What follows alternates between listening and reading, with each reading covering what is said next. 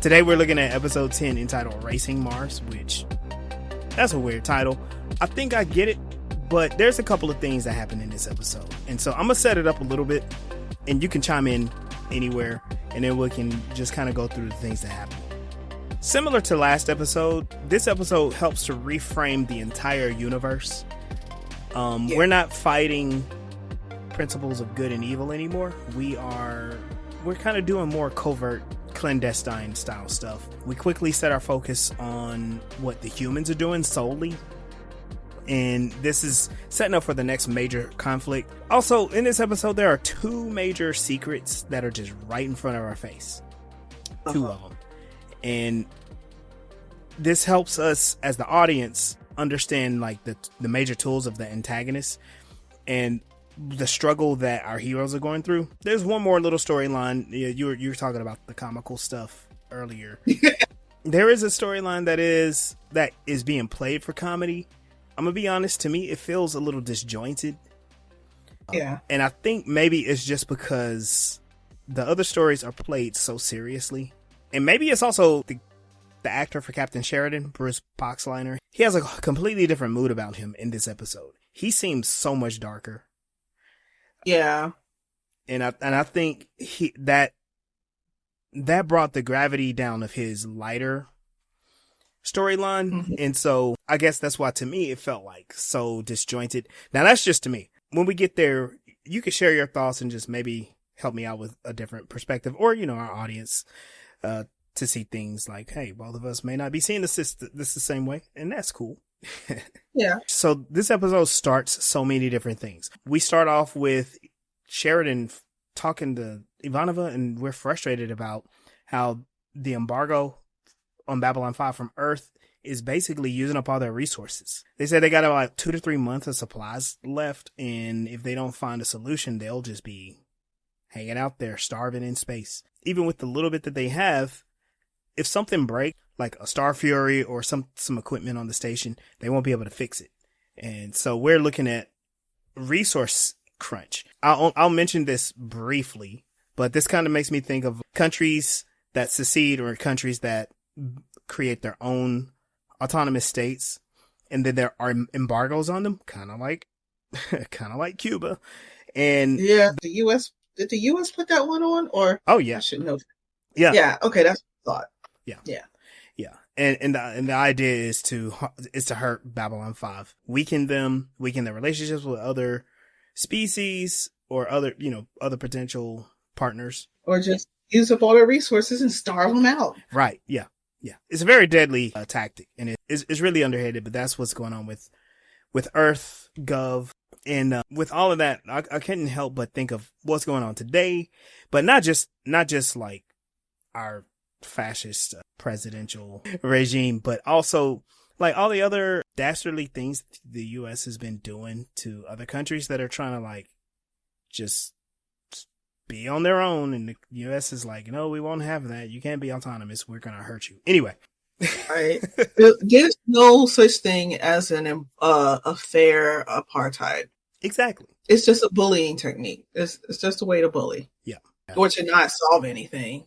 Like, well, basically both. Right? Yeah. We'll get a little bit more details on the embargo, but what happens is Sheridan is being forced to take a break. Ivanova's like, look, you've been going for so long, you haven't had a break. I'm here to relieve you of duty. And she basically bullies him to take a break. She's like, you fought a war, you died. And she says like, oh, when I'm right, I never back down. Your only option is surrender. And he says, who taught you how to negotiate like this? And she goes, you did. Let's tell the truth though. She learned a little bit of that from Sinclair as well. She figured like, okay, I have an objective and I'm going to get it. But the Sheridan part is like, I'm going to just tell you straight to your face. Like, you need to take a break. I got it. To me, that shows her competence. She's handled the station without people, for several weeks before. So she's like, I got this. Yeah, and she's God. Yeah, Ivanova's God. Now, how she's got it, threatening to throw delegates out of an airlock or prisoners out of an airlock, or there's different types of gods. There's warrior gods. Gods, like, gods of death. um, I'm thinking about Oya or Kali. Those are There you go. gods. Yeah. They wouldn't hesitate to kill you if they had to. Gods of creation and destruction. Yeah. Uh-huh. And then there's Ivanova. Yeah. I wanted to also point out, like, they're establishing very early, like, Sheridan, he comes across like he acknowledges his role, and he's very serious about, like, okay, we got this thing that we are trying to do. We need to hold out for Earth to change. He understands that he has this Messiah like image, but he's very human, and he's so human to the point that one of his officers is ordering him to rest. And while he protests, he's just like, yeah, you know what? That's a good thing. Some of the other characters might treat him with reverence and whatnot, but the people that care the most about him, they treat him like a human being. And he's like enjoying that. And I think that's very serious. I wish that could have been a much stronger point in this episode. They do touch on it a tad bit, but it's something that like stood out to me, and I'm like, okay, I like what we're seeing, and I like the people who are doing it. Maybe that's part of why they tried to have that little comedic part with Sheridan. Yeah. And make him vulnerable. Yeah, can I say that word? I don't know. Am I saying it? It sounded good to me. Yeah, so they give him an opportunity to feel vulnerable and not have control over it. Yeah. I mean, he could back out, but he kind of can't. So yeah. And bit of a spoiler for later in the episode. It counteracts Garibaldi's accusation of a cult of personality and him being a dictator. Sheridan absolutely is not. He's doing his best to be reasonable. And yeah, a man needs his rest. He can't run everything by himself. And that's why you have a staff. Mm-hmm. We shoot away where we catch back up with our good old pals, Franklin and Marcus. They're on that transport ship that only had like chairs in the little, I don't even know what that was. It's just like in the window, like a door or a window or something. Yeah. They look like they were stuck in a hole. Yeah. and Franklin is just being annoyed by Marcus. We were off the air. Mel had pointed out like how they're being set up, like their cover is that they're either a newlywed couple or they're about to be like fiance or whatever. You remember I asked you, like, does Franklin's Messiah complex does that clash with Marcus's Messiah complex? No, not really. I mean, they're kind of like two unstoppable forces hitting each other. They're kind of just either going to implode or stop. Yeah. And they kind of just stop. And they seem less like messiahs and more like regular people. Yeah. Even though we see them as regular people, but considering what they're doing, they're being messiahs together. Gosh. Yeah. Yeah. I mean, the same cars. Yeah. And it's like, so both of them, like that Messiah complex, which is a big part of each of their personalities, or at least their characters, it disappears. And Marcus is just a big dork goofball. No wonder he's so annoying to Franklin. And Franklin is just, he's super serious. He takes himself super serious. The only person that I see Franklin not be serious with is Garibaldi. Garibaldi's goofiness is also his seriousness. Yeah, we'll touch on that a little bit too. Because remember all the complaints I had about Garibaldi from season 1 to 3? Let's just say I'm right. While Marcus and Franklin are bantering back and forth, Franklin turns his back, Marcus disappears, and it turns out they're not alone. Marcus gets the drop on another character. His name is Captain Jack. Little bit of a chubbier gentleman. He's wearing a big coat, has a beard on him. He's kind of unassuming, but he has like the most joyful laugh that I've ever heard on this show. Like whenever I hear him laugh, it's like it warms my heart. And him and Marcus kind of have a moment of how would you say it? Him and Marcus bond real quick.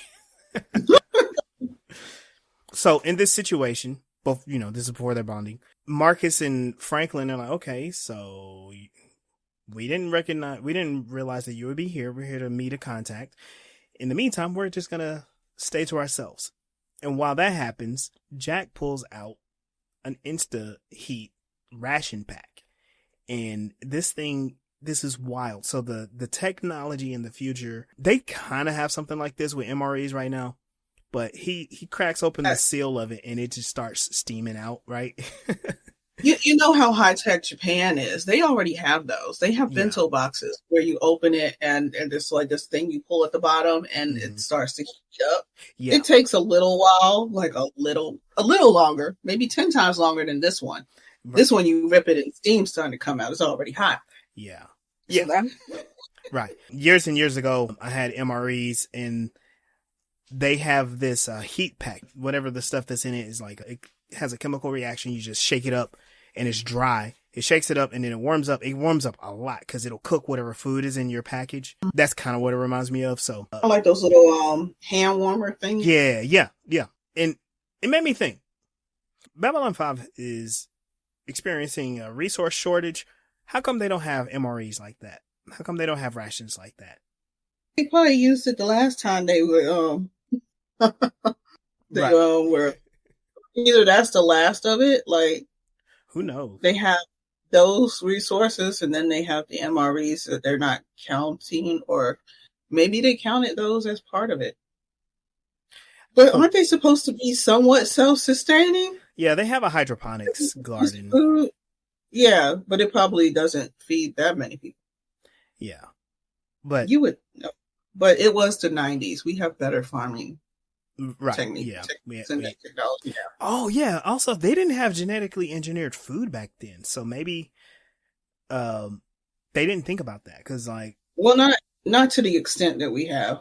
We still had genetically altered food. Yep. No, but in the 90s, they didn't allow it into human food supply. It was mainly for, like, cattle. I mean, corn is like genetically modified. It is now. They had they had to have like a lot of like congressional hearings whether or not to allow stuff like corn, and it was a short period of time, but they eventually did.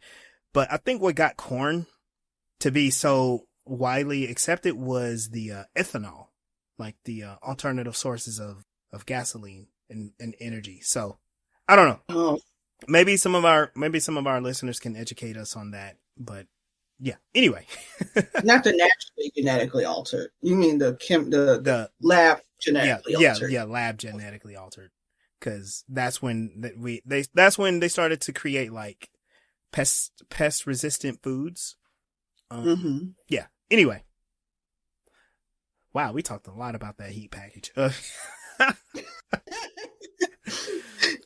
We switch back to Babylon 5. Sheridan is being grumpy now. Well, of course he is. He doesn't have anything else to do. He's trying to watch TV and he doesn't know how to relax. I can kind of relate to that. He's trying to watch TV and lo and behold, no channels are being broadcast. They are being scrambled because of the Earth embargo. The only station that comes on is ISN. And this is, of course, a propaganda tactic. It's like, y'all can't watch anything but the propaganda from the government. Mm-hmm. And what does Sheridan see? He sees the Garibaldi interview. And Garibaldi is like completely running Sheridan down. And this really upsets Sheridan. He's like, can't believe this. So what does our good old buddy, old pal, station captain do? Oh, I'm going to go right down there to talk to Garibaldi and figure this whole thing out. We'll talk about it just like men and we'll sort it out. It don't go like that at all. Now, I do applaud Sheridan because he asks all of the exact right questions. Garibaldi is the one that's failing right now. Yeah, like Sheridan was like, hey, man, what's the deal? And Michael's like, you're the deal. No. And he's like, it's too many things that are a problem. I don't have time to talk about them right now. He's trying to be... like, how can you be mentally controlled and still be a fake tough guy? So Sheridan is like, okay, so I saw the interview. Yeah, I'm upset about it. In your opinion, and then Garibaldi just cuts on. I was like, it's my freedom of speech. I thought that was what we were fighting for. And Sheridan's like, look, you can have your freedom of speech, but if you're saying things to hurt us, that's where I draw the line. And then Garibaldi goes off on him. And he's like, look, I need to go because I got a client here that doesn't respect authority, and I don't think he'll appreciate you being around. Which, that's kind of wild, because Garibaldi likes to throw his authority around. The character he's portraying is pretending to be anti-authoritarian, but he's extremely authoritarian. Reminds me of American libertarians.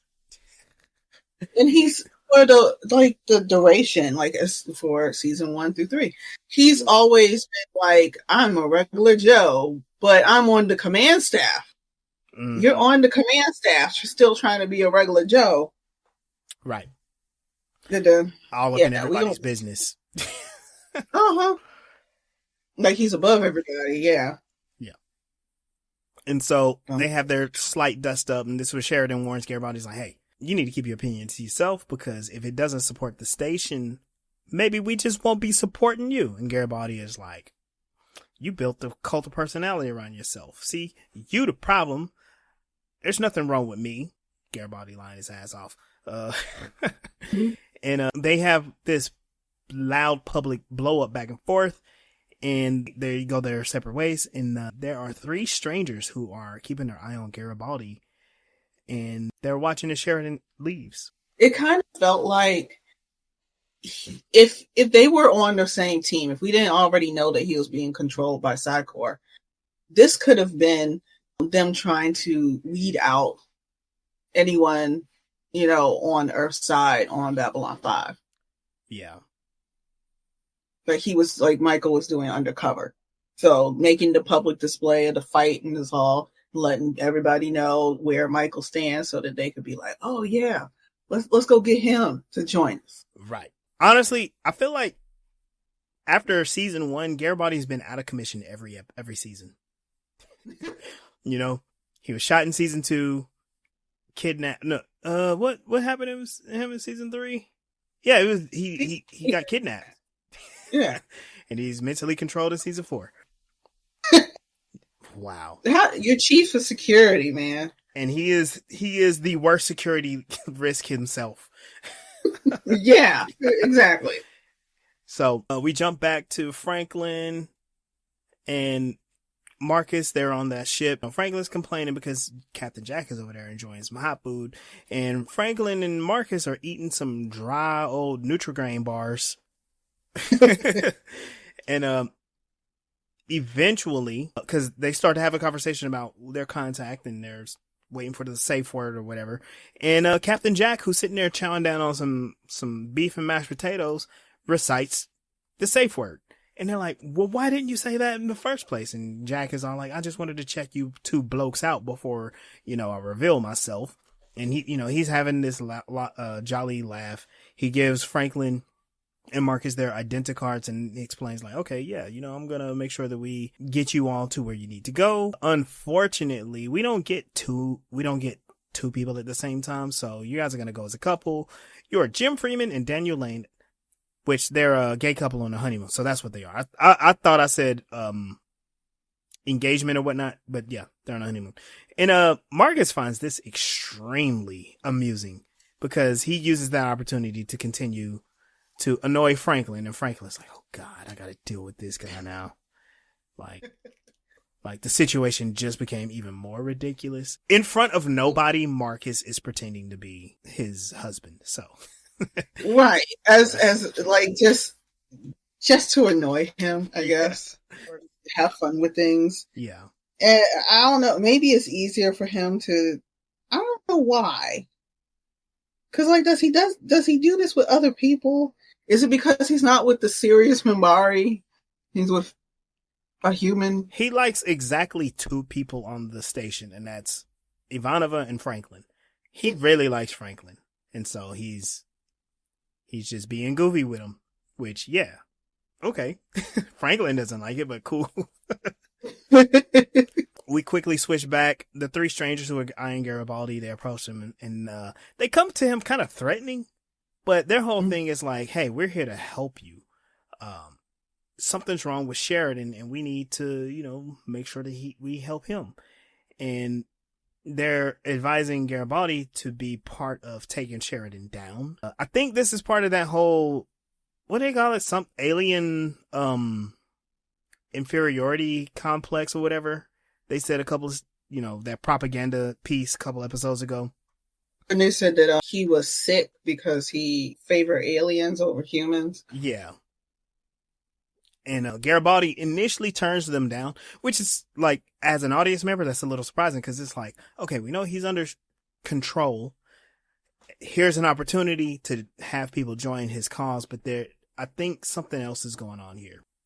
We'll see a little bit later, but he turns them down and he tells them to just kind of like, hey, y'all need to get out of here because I don't fuck with you. And they're like, if you need any help, we'll be close. Just let us know. Okay. And I'm sorry, this is the group of the whitest people on the station. Anyway, I only mentioned that because this whole episode is about white supremacy and fascism, and they use some stark looking people to represent that. So back on Mars, we get to see what Mars actually looks like, which there's a lot of tubes, it's a bunch of domes and whatnot. And it makes me wonder, like, how did the resistance even shape? I guess it's the same thing when in urban settings, when there's urban warfare or insurgencies, and they just know where they're going and they know how to hide and whatnot. I mean, it just makes me think about how difficult that is on a planet that has no atmosphere. I mean, like, they're like hiding in tunnels and stuff because where we see them most of the show is like kind of in a tunnel. Yeah, tubes, tunnels, and I guess water processing. I don't know. Yeah, that looked like the habitat. That looked like some connection to another habitat. Like they were in a different little tube. So I don't really feel like we saw like Mars. We didn't see where they live. We saw where something is on Mars. Yeah, a thing. A structure of some sort. It's like the subway for them, like or like some underground tunnel. Even though it's not underground, like on Earth it would be underground, but obviously everything's above ground on Mars. So when the Boring Company gets to Mars, that's what they're going to build. They're going to build these tubes. That's why Mars sucks on this show, because Elon Musk built it. This whole interaction is mainly to catch up the audience and whomever else on not just what happened in earlier this season, but where Mars has been the entire time. And what we learned from Jack is like, we actually don't know what anybody's been doing. We've been isolated. We heard a lot of crazy stuff. We heard that y'all were putting together probably the largest alien fleet so y'all could come and take over. They only heard the propaganda. And they don't know anything else. And it turns out they didn't know about the war. That was kind of interesting and cool. So information about that was being suppressed to all the other human colonies. And that's kind of the thing that is being shown to us. Like we saw these epic battles taking place. And when you go back and look at what humans are doing, humans have no clue. And like they have to show, they have this big old armada of alien ships, but we have to spin it so that it's to their favor. Right. And not like tell them exactly, keep them from why they actually have this armada of ships. Right. Because if they knew they were fighting the war and then they would find out why they were fighting the war, then they would know that they don't have the armada of ships because they're trying to be aliens. But they lose their human card. Yeah. Because they wanted to lose their human card. It was because, the fate of the galaxy. And Jack kind of alludes to that. It's like, look, we heard something was going on, but it was like, aliens versus aliens. That's got nothing to do with us. And little do they know, it had almost everything to do with humans. Living this too. Yeah. Like whether or not the Vorlons destroy everything, because the shadows have influenced Earth and the implications of that. Yeah. So we quickly switch And we see Ivanova. She is in a meeting with a lot of the smugglers. This is the black market contacts that she knows, and they are not having it with her. Her whole thing is like, hey, we're embargoed, and you guys have been moving things, smuggling things, and you're under threat. And the threat is Earth put an embargo on Babylon 5, so that's restricting transports, but also smugglers, black market, stuff like that. And along with the embargo, they upped the penalty for anybody that supplies Babylon 5. So instead of them paying a fine, which they spoke about here, they are threatened with being sentenced to death if they're caught taking supplies to Babylon 5. That's harsh. It's like, how are y'all even on Babylon 5 if you know that you can be accused of bringing materials to them? Well, Story. It's kind of like when Jakar would just like at will get on and off of the station, but nobody would know. I don't know. Maybe Ivanova had set up some stuff to help them get around patrol so they can get back to the station.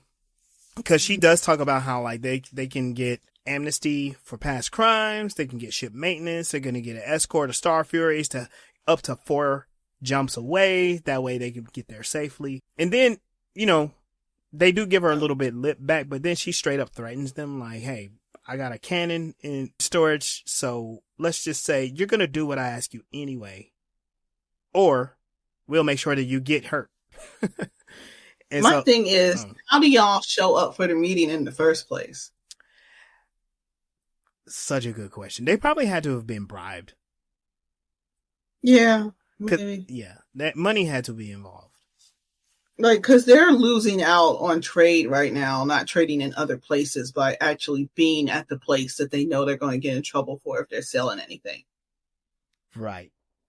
And smugglers don't need to be trusting people. Like, right, exactly. They even pointed that out. Like, y'all. Well, the fact that this is a face-to-face meeting that can actually happen, unless they just happen to still have some smugglers hanging around and they're still trying to figure out how they're gonna leave. Maybe they were in the sector and they were like, "Hey, we got a good deal for you," and they were just like, "Okay, I'll hear your good deal," and they're like, "Nah, this ain't a good deal," but now they're stuck. Right. I'm like, first thing I hear is a good deal at Babylon 5. Be like, oh, we didn't hear that message. Like, what? I don't understand. Interference from an asteroid. Yeah. So they agree, and Ivanova does impose one restriction. They can only do legal cargo, so no business on the side. In other words, no drugs. And I think no weapons dealing. Weapons. Yeah. And here we are back on Mars. We have Captain Jack, Franklin, Marcus. They're going through the tunnels and they're making their way to their contact. But before they're able to get there, Captain Jack gets lost and he's just like, has them wandering around in the tunnels. And he's like, oh yeah, my bad. Here's the right path. And he walks them right into the sights of an armed guard. So these are part of the Mars resistance and they got guns pulled on Marcus, Franklin, and Jack. Their whole thing is like, we don't know who you are or why you down here, so don't nobody move. And the main guy who's talking, we learned that that's number 2. He has this wonderful Texas accent. Honestly, I wish he would stay on the show more, or maybe oh my god, I'm goofy for this one, but it's like when they revive the show, they need to do an Andor revival version of the Mars Resistance, make it like super serious. And I want to see these guys doing some stuff as part of the Mars Resistance. You know what I mean? So,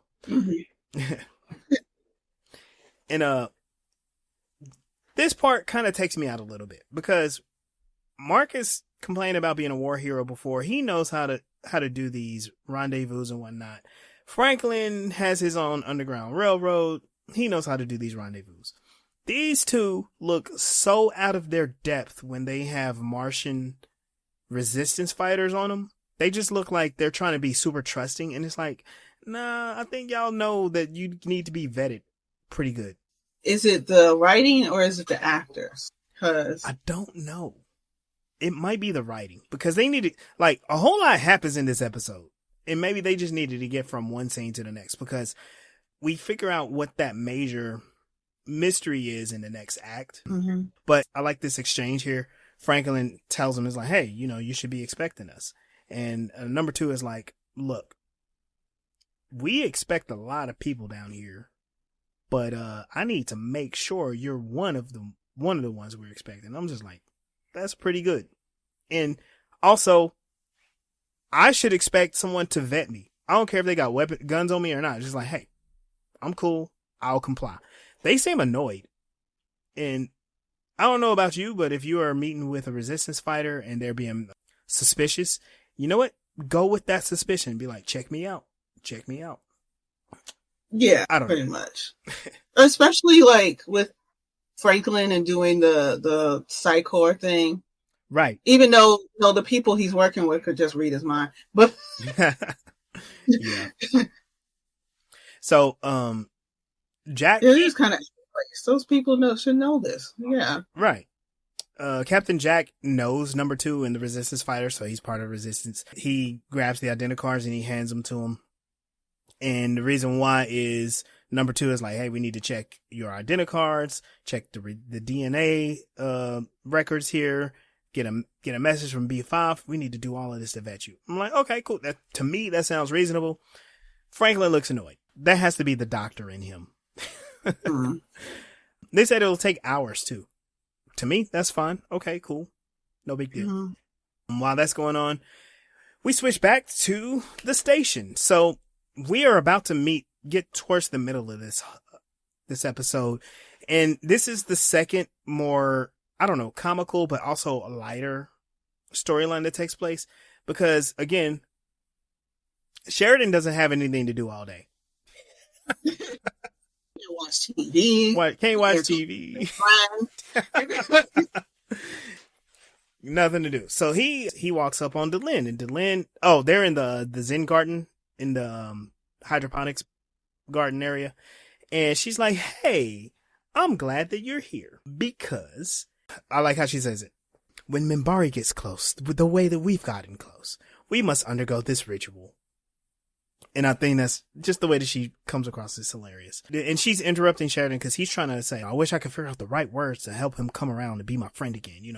Months ago, I would have given my whole life for him. And now he's acting like a complete asshole. And I don't like him. And this happens throughout the whole series anyway. Whenever Sheridan is tackling a serious issue, Delenn is like, okay, cool. That's great. I'm going to be cute in front of you for a little bit so you can get your mind off of whatever that is. That's what she does. Yeah. Well, we could do this. Like, yeah. Yeah. And so this time she dangles in front of him. I'm sorry. This time she dangles in front of him. Another ritual, which Sheridan is like annoyed by these rituals, by the way. He's like, oh my God, another one? And she goes, yeah. You knew he was Barry before you started this. I know, right? And the ritual is called Shun Fall. And Sheridan interrupts her again. He's like, well, how many of these things y'all got?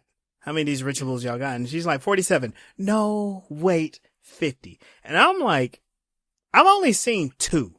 I was guessing maybe 20. So she said 40, and I was like, okay. Right. And he was like, does anybody on Minbari elope? She's like, yeah, but most people want to do it right. And making sure that the clan and the household and everybody, everything is cool. And her explanation of the ritual is they are going to discover each other's pleasure centers. And this sounds appealing to Sheridan, but also like the fact that it's a ritual, he's kind of skeptical. He's like, what? And Delenn is explaining how important it is, and I like this part. I'm highlighting this part. The reason why Minbari don't have many relationship problems is because every step of the relationship is ritualized. And if you don't do it right, it's off. And I'm like, that's actually pretty cool.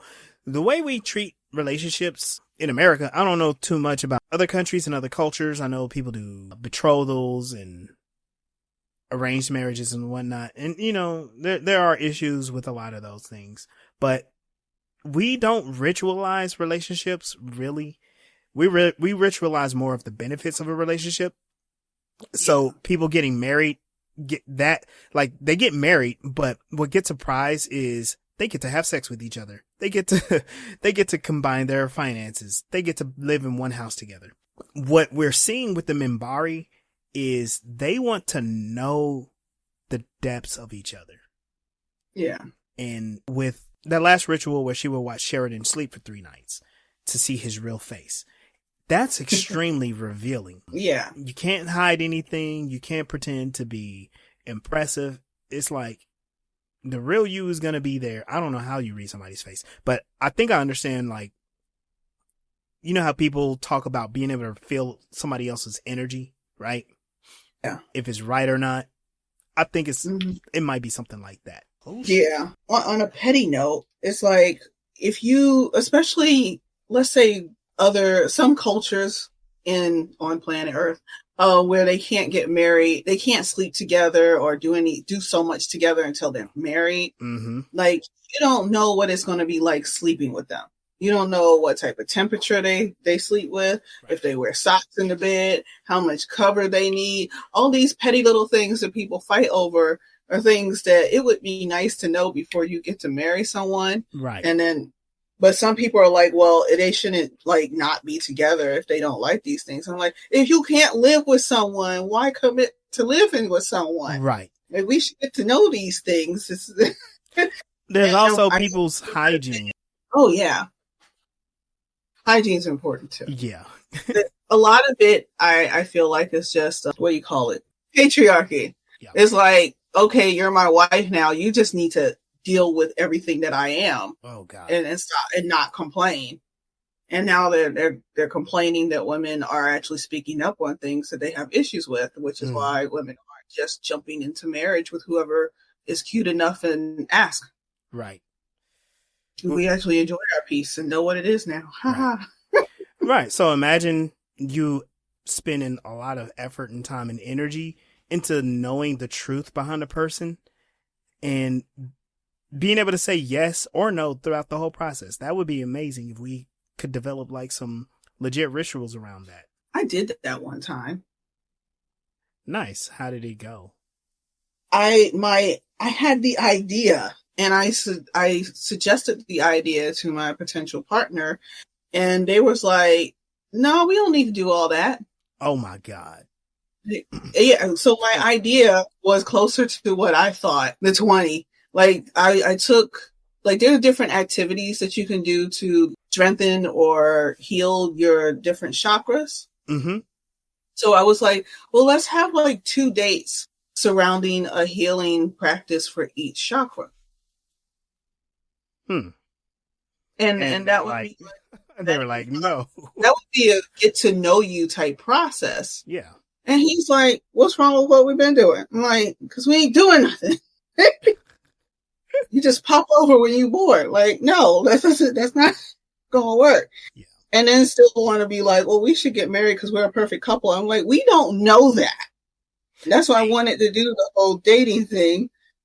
Yeah. But like, that should be an ick at the beginning. Like, you ask a guy, like, or a girl or whoever you're dating, you want to go on a date with me? And they're like, oh no, we don't need to do that. Yeah, that's wild. Especially if that's something that you really want to do. Yeah, maybe that person is not the person. So, and this was around the time where they had like that controversy with the Cheesecake Factory. What? Oh, always going out to Cheesecake Factory or something like that? No, the Cheesecake Factory was not an acceptable date. Oh. You got to spend at least $200 for first date. And I'm asking this dude, let's go out for coffee and talk. And he's like, nah, like, you can't even do that, man. Cheesecake Factory would have been like above and beyond for compared to me asking for coffee, you know? Yeah. I think I remember that. Cause remember people used to put out the list about like what, what they expect on a date or something like that. Or, Cheesecake Factory is not acceptable and stuff like that. To me, Cheesecake Factory is not acceptable for other reasons because one, it's the Cheesecake Factory. Yeah, and you're vegan. I'm vegan, but also it's like, it's the Cheesecake Factory. What? It's like, I've been in the Cheesecake Factory twice and I've never liked it. I'm like, what even is this? To me, it's just Applebee's and Chili's smashed into one restaurant. Okay. It's like a bunch of all the stuff that all the other restaurants do, but in one place. And I already think that the other restaurants are gaudy anyway. So for me, it's like when you're like, we just go out to the Cheesecake Factory. I'm like, oh, I get it. We're not going to work out because I don't like that place. And and I don't think that place is special. Anyway, we can talk about my dating habits on another podcast. Bringing it back to Sheridan and Delenn. They're going to undergo this marriage ritual to find each other's pleasure. And that kind of gets Sheridan's attention. He's no longer trying to problem solve. He's just trying to figure out, like, when you say pleasure centers, what do you mean? I think I know what she means. Because she said through meditation. Mm-hmm. She ends it with through meditation. Right. But what does that mean? What is meditation? Anyway. Want to meditate together and discuss what makes them happy. Yeah. Like, okay. That sounds very Minbari. Yeah. And unlike that other side dating conversation, you should know what your partner's into sexually before you get serious with them or get sexual with them. Absolutely. Because some people can there's a wide range of things that people are into sexually, and you don't want to end up in somebody's dungeon. Right. If you're sexually incompatible, that can ruin the whole vibe. Right. Because then it's like somebody's into something that's like much more on the kink side and their partner isn't. And then there's a bunch of shame that comes with that whole dynamic. And it's like, oh, we can't pleasure each other and don't know what to do now. Just like, it doesn't even have to go that far. Like someone's, their love language, like maybe someone likes, and someone else is like, I don't like to cuddle. And that's also like, some people are hypersexual. Some people may be somewhere closer to the asexual spectrum or on it. So someone who thinks that sex should just be available because you can. And then some people like actually need connection for it. And if y'all just getting together for the sake of getting together, that's going to be horrible. Yeah. I've done that before. It's horrible. Like, a lot of clashes. Compatible. It's miserable. Yeah. And there's also attachment styles where you're speaking to your attachment wounds or your needs, and your partner has no clue because they only speak to their needs. And so there's a lot of conversations that should be happening. I think they should be happening before, during, and even after a relationship. Y'all should be having these conversations like, okay, we did this thing. Here's where I messed up. This is what I learned. And I hope we can heal from this experience. Change. Yeah. Like, or people learn new things. Like, maybe I learned about something that I think I might like, and then your partner doesn't like it, but you can't just expect your partner to want to do the new thing that you found out that you might like. Right. Or that you found out on your own that you like. Right. So. Or just being open to exploring those things together. Like, how open is your partner going to be to learning new things about each other and how you experience love and physical pleasure too? So maybe we should do a Voices in Hyperspace dating episode or something. I don't know. It'll be fun. I mean, we'll find a bunch of clips from different shows where people are dating or different types of courting or whatever. Sci-fi shows like arranged marriages for some reason. I guess there's Firefly. They like courtesans, or Oh yeah. Like, what is it? Like, she's a, what is she called? She's a host. A host. It's kind of like a sex worker, Yeah. but they hold like a high position in society. She's kind of like a geisha. Yeah, exactly. And there's a lot of Asian influence in Firefly, which I really like. That's really cool. That is not just a Western idea that reached to the galaxy. In Babylon 5, cultures are very important. So them throwing it in there like that was pretty cool. Like a big thing, because the whole point is that you got all these different alien cultures coming together. Yeah. But yeah, we'll come back to it. The unfortunate part is we're about to hit the climax of the episode, and I don't really know how I feel about this. So we're back on Mars. Franklin is complaining about the heat, while Captain Jack, he has on this thick jacket, this big old coat, and he's saying, he's saying all these different things. He talks to Franklin about his daughter, and the address of where she's from is on the back. And all of this is just kind of weird. Like, to me, Jack is coming across as like a slightly over-eager, over-friendly person. It's like, here's everything about me, and I want you to know because you're a new person, and I want you to be my friend, right? And the guards are even like, I thought you were supposed to be on a diet, because he cracks open another one of those Insta-Heat things, and he's eating it. While all that's going on, number one finally joins the crew, and she is a very statuesque looking woman who's like, I need to be here so I can figure out exactly what's going on. Number two, our good friend with the Texas drawl, he's like, you shouldn't be here. You put yourself at risk. And she's all like, it's part of the job description. So she's about business. She knows what she's doing as a resistance leader. And they got guns pulled on them. Basically, their credentials came back wrong. So they couldn't be verified.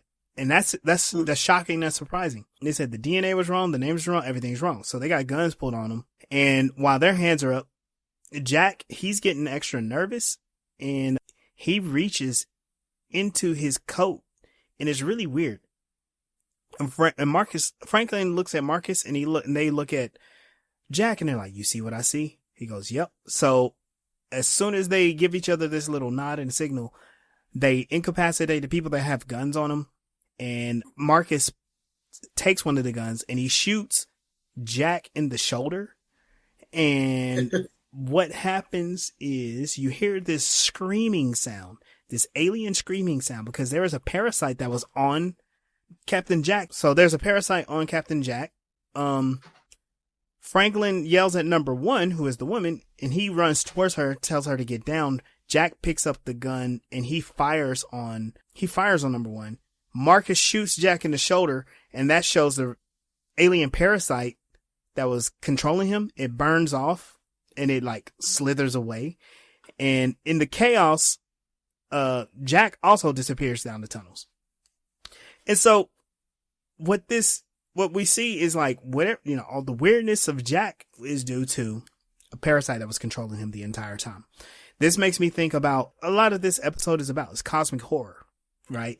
We're no longer talking about, we're no longer in the realm of a space epic or like a space opera. It's cosmic horror now. And alien beings are controlling human minds. Mm-hmm. And the fear, it's like an existential fear that you've come in contact with something and you're no longer in control of your own body and your own thoughts. While in sci-fi, this is an element that we like to think about. A good one is like Alien or Go Stargate. Yeah. And it makes me think of too, because we know Garibaldi's being controlled, and we're like, how is he being controlled? Is there a parasite on him? Is it just mind control? Like, what's going on? Like the Psychor experiments. Like what they did to his ex-wife's character. Right. Or to like, Talia. Yeah. So this is they improved, they learned from it or something. Yeah. Because they were improving it. And also, I feel like any of the sci-fi tropes of people being controlled is kind of parallel or like a sci-fi explanation of the cognitive dissonance that people go into when they are mind controlled by whatever they're indoctrinated. Yeah, like religion or their political Uh-huh. allegiances or just propaganda through the media altogether. It's an Yeah. external entity that is influencing your thoughts, your actions, demanding your allegiances. So there are things about yourself that you're not even controlling because somebody else is telling you. And the diabolical part is most of the time you're not even aware. Yeah. Like, you question people who are under like a control of an outside force, and they swear up and down it's just them thinking that they're right. After that dust up, we find number 2 returns with Franklin and Marcus's actual identicards. So the one that they were given by Captain Jack, they were fake.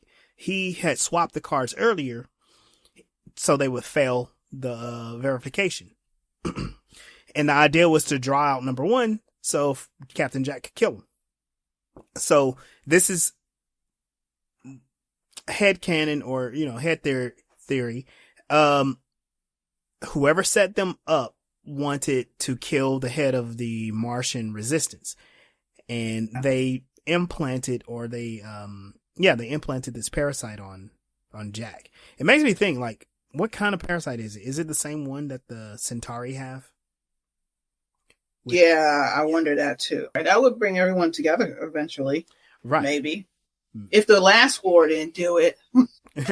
Right. Franklin, he's observing the piece of the parasite that was left back and saying, like, he uses these microfibers to attach.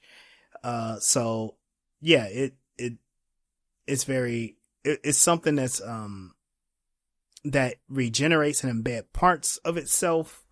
So it's like, it's something that Jack was being controlled by. What part am I missing? Jack, in order to survive, because it's a parasite. Right. So yeah. Yeah. And all of the weird stuff that Jack was saying was him trying to find a way to circumvent the parasite. So he was wearing the coat, went with the extra heat. That was supposed to show something that was weird. Giving his daughter's address because it's like, oh, maybe he was doing that just in case something happened to him. They could tell his daughter. It was like these little things, which I'm going to tell you, as an audience member, that really didn't come up that much. Like, it didn't stand out enough. I thought, like, because in the context of like the war with Earth, the kind of, I'm gonna call it a war for now. In the context of that, it's like, I wonder what I'm fighting this war in order to get back to my daughter because of the embargo and all that stuff. Not that I'm telling you this because I miss my daughter and I'm fighting for this, not because I'm about to die. Can you tell her? Right. And so, Jack, he contacts them. He's away on the shuttle, one of the tube shuttles, and he's talking to them and he's explaining, like, hey, yeah, they came and got me and they put one of those things on me. And Franklin's trying to reassure him, like, okay, cool. We got it and we know what's going on. And Jack is like, no, you don't understand. They can grow back and it's going to kill me. And then he basically says he's going to test out if those tubes are strong enough to withstand the blast. And they're like, Jack, no. But, he has a very heroic kind of, ending. And yeah, he detonates his grenade, blows himself up and the parasite and the shuttle car. But the tube contains the blast.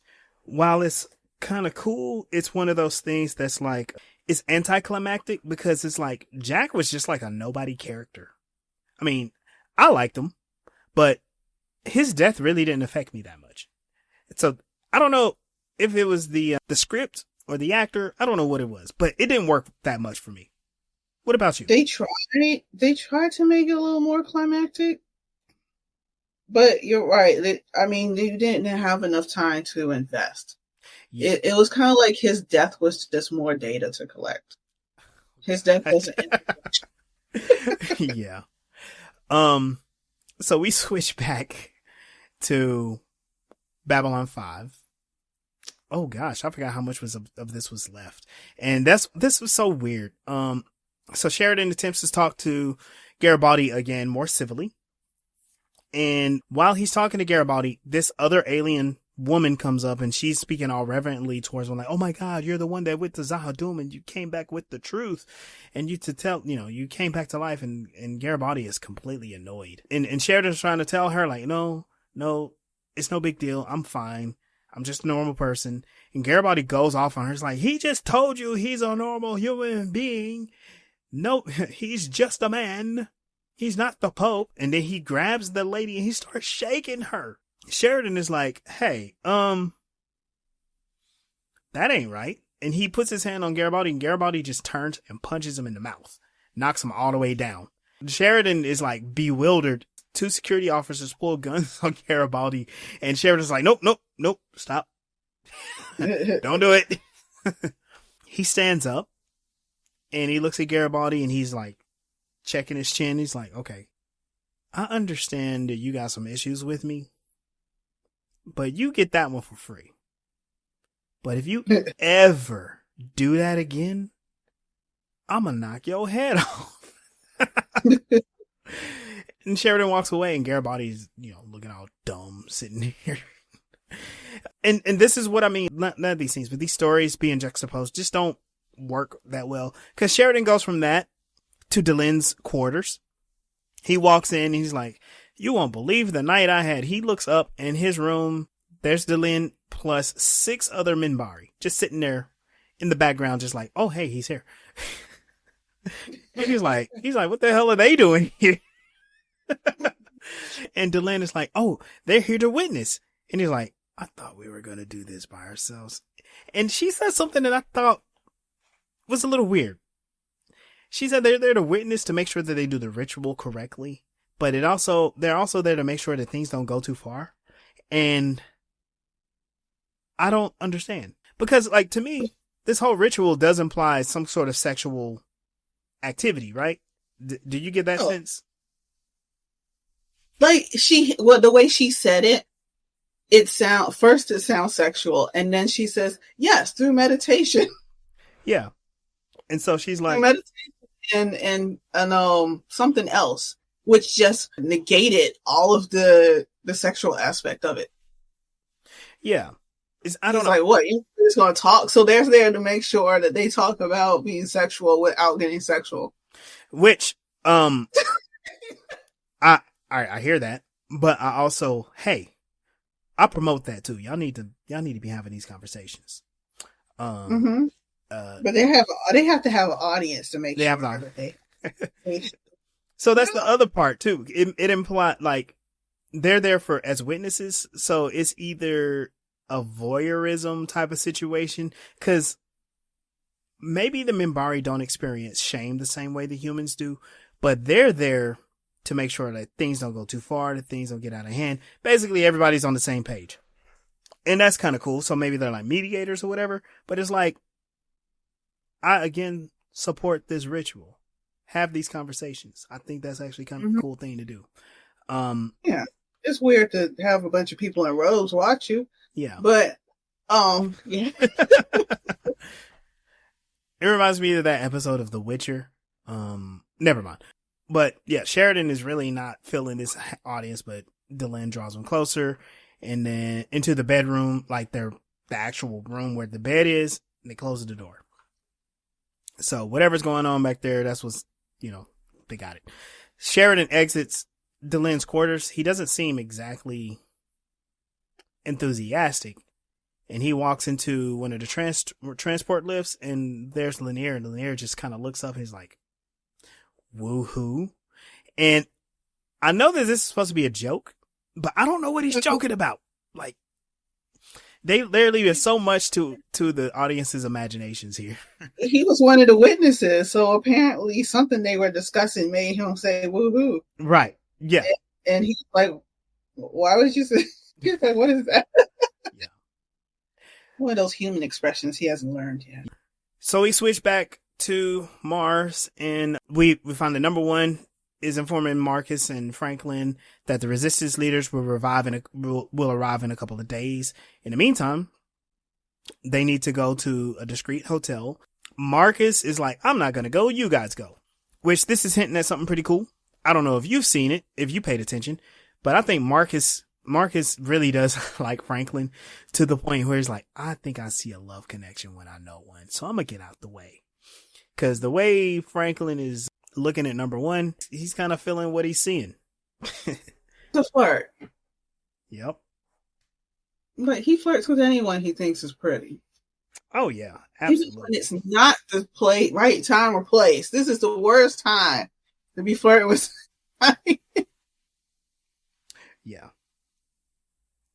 So, yeah, I just thought that was so funny that Marcus just like, yeah, no, don't worry about me. Which again is like, where's he gonna go? But Marcus knows his thing. He knows his stuff. Before the show goes off, we get to see that Garibaldi meets with those men again, those 3 white supremacist looking guys. Garibaldi basically changes his mind, and he's like, look, I can't stand it anymore.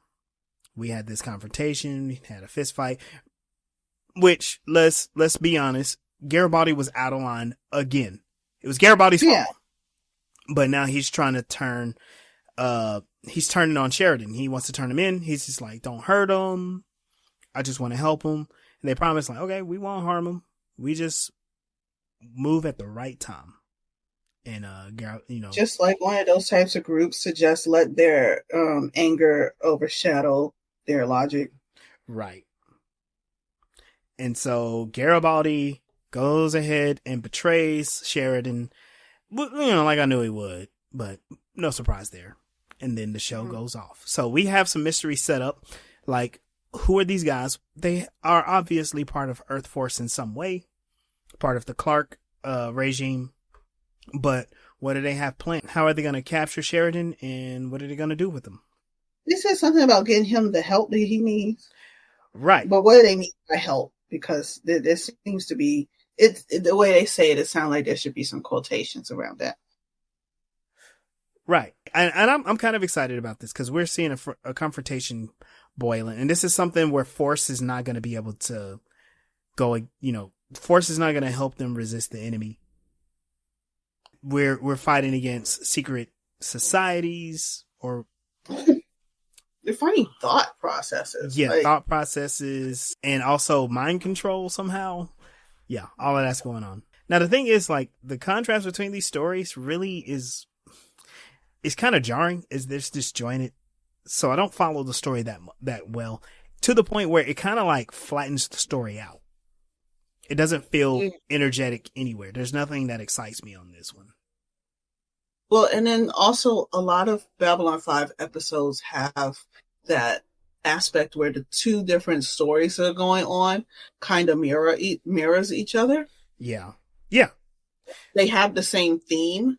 We don't necessarily have, I guess if you could say this a theme, it's like, well, there's betrayal and there is mind control because Captain Jack. And then, Captain Jack is being controlled by the parasite, and he's trying to betray the Martian underground. Mm-hmm. Garibaldi is controlled by Psychor and whomever else, and he's trying to betray Sheridan. So, and what we do see is Captain Jack sacrifices himself. So maybe if it stands out enough for audience members, the question is, will Garibaldi be sacrificing himself? Is he headed towards a demise because of this whole situation? Yeah. With Captain Jack, he has no choice. He's an unwilling participant. Yeah. Michael Garibaldi doesn't know that he's a participant. He's been brainwashed. And Sheridan is doing something where he's given into being vulnerable by choice. Yeah. So it was really having those 3 layers makes sense as far as trying to explain how people can let others influence you. Yeah. But they didn't connect it very well. It wasn't obvious. It took me a while to figure that out. Like, usually after watching an episode, I'm like, that's the theme. Like, I had to watch it twice and talk about it and then bring up, wait a minute, what was the theme? What are we supposed to see here? Yeah. It's like a whole lot just happens. and we're moving forward, but it doesn't seem like we're moving to anything specific. Like, we figure out who is in the Martian underground and the Martian resistance. Okay, that's cool.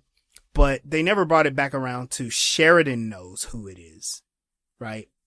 Because he was the one that sent Franklin and Marcus in the first place. So that's probably something that they're going to have to figure out in the next few episodes. And we also have this threat of whatever the heck is going on with these aliens controlling people. Like, how are we going to deal with that? We're seeing a lot more from the Clark regime. We're seeing a lot more from Psychor. And then there's the pressure of what is happening with the embargo. So, I mean, it's a lot of these things that are going on in the galaxy. Nothing stands out as like super important, like more important than the other thing. It's just like, here's all the pressures of the galaxy, and we just got to deal with it somehow. Right. I mean, that's reality. Like, you can have a whole bunch of different pressures and they not be connected. We just expect them in stories. Yeah, exactly. But also, a cool thing that some shows do, like, was it Stranger Things did this really well, where different groups are having different issues and finding out different things through whatever issues they're going through. And we find out later that they all get connected. And some of them even like span seasons, where some issue that somebody's having somewhere connects to another issue that we didn't connect before in the end of season 1 or 2 or something. Yeah. So it could be like trying to put an Easter egg in the story where like you'll get surprised later if it's in the back of your mind at some point, you know. Yeah. But that also kind of points to like this episode had a whole lot to carry, resetting the universe, and I don't think it did the best. Now, if this was like episode 1 or episode 2 of season 4, I think it might have worked a little bit better, but it's episode 10. And we're moving in, we're like slowly transitioning to what the next major story is. And it could be a situation where they didn't know they were getting season 5, and now they're in the end of season 4 thinking like, okay, we're about to end this show. And they're like, no, we need one more. And they're like, oh shoot, we did this. we need to draw this out a little bit. Usually you see seasons do a beginning, middle, and end, and we're getting a beginning in the middle. Yeah. Yeah. That's probably what makes it weird. And I guess now it makes it even more weird that since seasons are so much shorter, that you really do have no choice but to have a beginning, middle, and end. Yeah. When you drag it out like that, it doesn't feel that way. Yeah. So, with that, let's go ahead and wrap up this episode. We'd like to thank you all for joining us and following us through the journey of this episode. In this edition of Voices in Hyperspace, you can catch us on all of your favorite streaming platforms. We're on YouTube. We're on Facebook. We're on Instagram. We're also, Spotify, Amazon, and Apple. Be sure to like, follow, and share. Leave your comments and continue the conversation. I'm Legendary Black Lion. You can find me at Instagram at Legendary Black Lion. Asylum, you can find me at melsrebellion.com, where you can also find links to my TikTok, my YouTube, and my Instagram. And I'm also on Facebook, and we have a Facebook group where you can come chat with us and continue the conversation, or just share some memes. Hey, y'all, make sure y'all pick up Mel's book, Unrooting the System. Unrooting the System. Make sure you read it, leave a review, let people know. All right. Well, we're going to get out of here, and we'll see you next time.